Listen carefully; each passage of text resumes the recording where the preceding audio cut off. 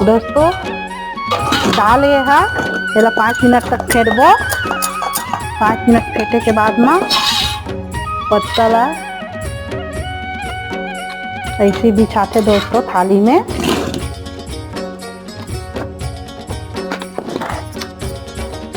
सब तरफ ऐसे फैला के और बाद में अलग बना के ऐसे फैलावे पड़ते। सब में थोड़ा थोड़ा पतला पतला थोड़ा सा परत ला कम देते, मोटा रहे में अच्छा नहीं लागे।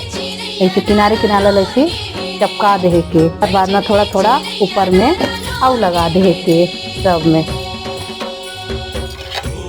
ऐसे और लगा दे। दोस्तों लपेट डाले हूँ, अच्छा से लपेटे हूँ, बढ़िया है। तू मन भी देख सकते हो, बढ़िया लपेटे हाँ। और बाद में ये इडली का जो ढोकला बनाते ती मैं लबक हूँ, तेल लगाऊँ थोड़ा सा ताकि चिपके मत।